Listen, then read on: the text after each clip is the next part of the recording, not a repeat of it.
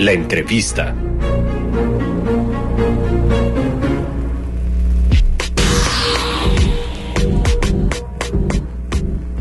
Hoy en Voz Universitaria nos da mucho gusto recibir al doctor Armando Aguilar Meléndez desde la Facultad de Ingeniería Civil en la región Poza Rica-Tuxpan. Está particularmente en la región de Poza Rica y hoy nos viene a platicar de un tema que pues nos interesa mucho. Siempre nos interesa mucho hablar acerca del tema de los sismos, porque es una de las manifestaciones de la naturaleza que más impacto tiene en nosotros.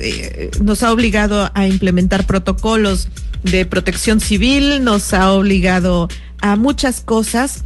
Y entre esto, bueno, pues genera una curiosidad científica para desarrollar todo tipo de mediciones y aplicaciones que se puedan utilizar en materia de prevención. Doctor, bienvenido, ¿cómo está? Hablaremos acerca de los sismos y el uso del software para la medición. ¿Cómo está? Bien, muy bien. Muchas gracias por la invitación, muy amable. Gracias. Doctor, pues hablemos un poco acerca de esto. Platíquenos el trabajo que están haciendo en la Facultad de Ingeniería Civil allá en la región, en Poza Rica, sobre el tema de los sismos. Claro, con gusto. Pues en el tema de los sismos, justamente la preocupación es que algunos de ellos eventualmente todavía nos producen daños en las infraestructuras, en los edificios. Y eso ocurre de momento en todos los países del mundo. Es decir, no hay algún país que pueda decir yo ya estoy totalmente protegido de los sismos, o incluso países que han trabajado mucho en el tema sísmico como Japón, ¿no? Por ejemplo. Entonces, particularmente lo que estamos haciendo nosotros es analizar los datos de las mediciones de cómo se mueve el terreno debido a la ocurrencia de diferentes tipos de sismos. Y el propósito es justamente compararlos, identificar parámetros de esos movimientos del terreno para poder hacer propuestas para protegernos, ¿no? Por ejemplo, en el caso de México, desafortunadamente no tenemos estaciones de medición que cubran toda la superficie del país. Entonces tenemos escasez de datos y entonces lo que tenemos que utilizar es los pocos datos disponibles, ya sea de nuestro país o incluso afortunadamente ahora ya se ha facilitado el compartir los datos de mediciones que hacen en otros países de cómo se mueve el terreno debido a sismos. Doctor, y bueno, poner este tipo de estudios en práctica, hacerlo desde la Universidad Veracruzana con al personal académico, por supuesto con estudiantes, pues representa un trabajo importante. Sí, claro, porque pues tenemos, digamos, un poco la desventaja de que los sismos, entre comillas, afortunadamente no ocurren todos los días, ¿no? Entonces, el ser humano pues va atendiendo las prioridades. Entonces, por ejemplo, con frecuencia se dice en Veracruz no tiembla, ¿no?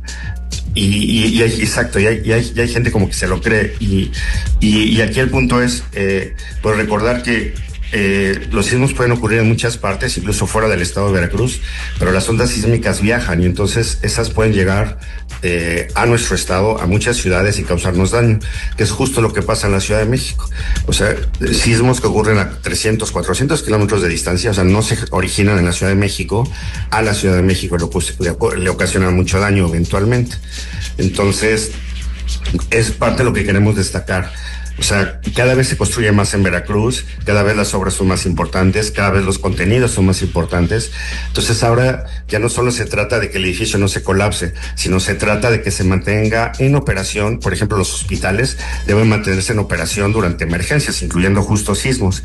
Entonces, para poderlos proteger, entre más información tengamos sobre el tipo de movimiento sísmico que puede afectarlos, tenemos mayores posibilidades de conseguirlo. Y entonces esa es parte de la intención de este tipo de estudios.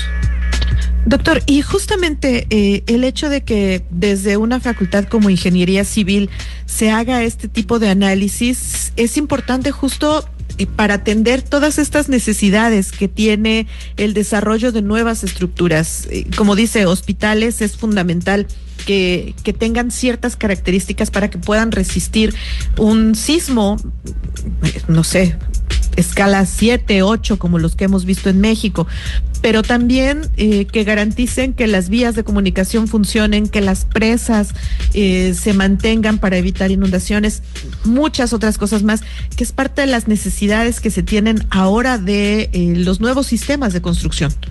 Exacto, justamente. Y afortunadamente en esta dirección hemos avanzado mucho. O sea, hay sistemas de control sísmico, digamos, aparatos que se incorporan en los edificios, aisladores sísmicos, disipadores de energía, que justamente nos están permitiendo garantizar el comportamiento de los edificios. Pero para poder saber qué tipo de dispositivo necesitamos conocer qué movimientos sísmicos son los que se podían presentar en el lugar. Y tenemos afortunadamente casos muy exitosos. Por ejemplo, en Turquía, unos sismos devastadores en 2023, pero la mayoría de los edificios de hospitales relativamente nuevos ya tenían aisladores sísmicos y se comportaron muy bien. Entonces ya hemos avanzado mucho en esa dirección. Tenemos que seguir avanzando, por supuesto, en ver ahora cómo reforzamos los edificios existentes, porque ahí también hay un reto importante. Pero lo mismo, a medida que conozcamos más el tipo de movimiento del terreno que puede afectarlos, vamos a ser capaces de poderlos proteger de manera más eficiente, porque parte del reto es que no tenemos dinero ilimitado para reforzarlos, ¿no? O sea, si tuviésemos ese dinero ilimitado, podríamos decir, pues reforcemos todos los hospitales como se han reforzado en Turquía, por ejemplo. Pero sería exagerado porque estaremos gastando mucho dinero, porque probablemente los sismos, afortunadamente, en muchos casos no son tan grandes como en Turquía.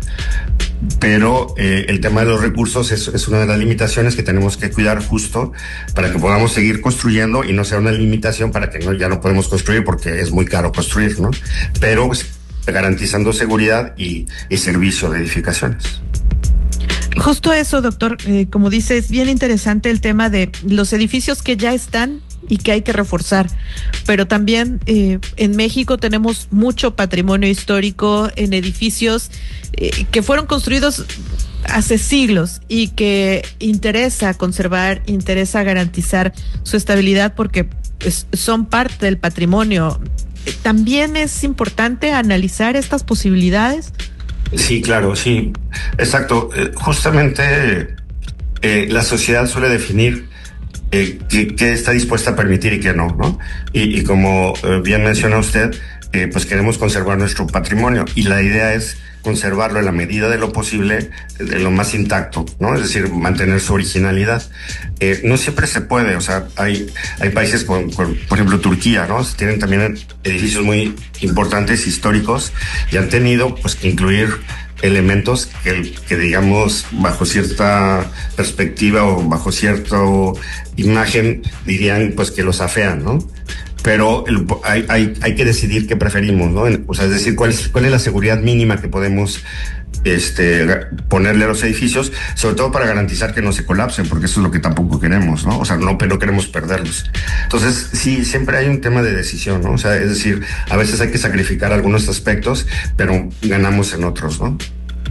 Claro, y bueno, desde la facultad están atendiendo el tema de el uso de la tecnología, la medición mediante software, para conocer todas estas dinámicas que pueden poner en riesgo un edificio o que pueden generar planes de construcción para el desarrollo de nuevas estructuras.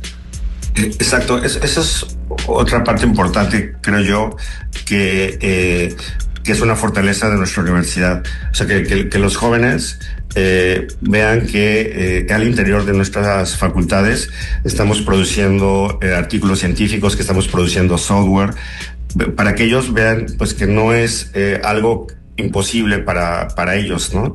Porque hay cierto tipo de investigaciones que requieren muchos recursos, pero el tema ya de software es mucho creatividad. Realmente ya es relativamente fácil que todos podamos acceder a una computadora y a partir de ahí podamos crear o generar un software.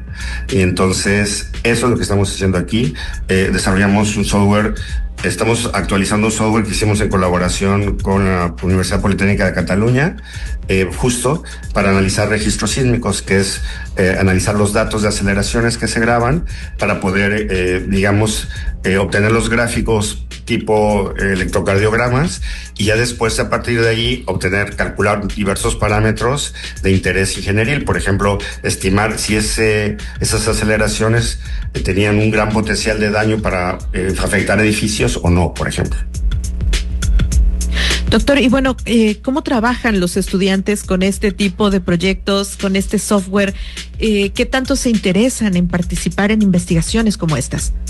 Sí, realmente les interesa mucho. Y un poco, digamos, como ejemplo, hemos podido también ofrecerles o explicarles el uso de este software a estudiantes que hacen las estancias de verano del programa Delfín.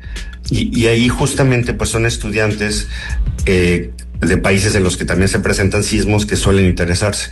Por ejemplo, hemos tenido estudiantes de Colombia, hemos tenido estudiantes de Nicaragua, incluso hemos tenido estudiantes de Portugal. Entonces, esta es la parte interesante, digamos, de la ciencia, ¿no? Que aquí ya no hay fronteras, o sea, los sismos nos afectan a todos, pues entre todos aprendamos.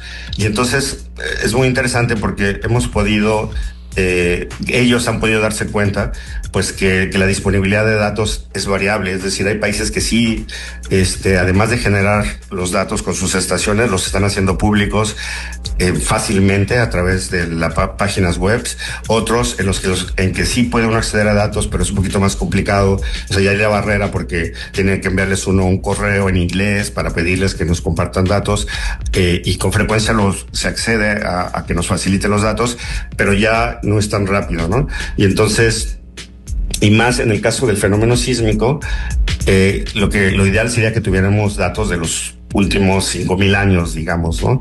Pero hemos medido un poquito más de 100 años, entonces todavía no tenemos datos suficientes para que podamos tomar decisiones solo desde el punto de vista estadístico. Todavía necesitamos usar métodos probabilistas para poder estimar los tamaños máximos de movimiento del terreno que pueden presentarse en diferentes partes del mundo para fines de normativa sísmica y para poder seguir construyendo.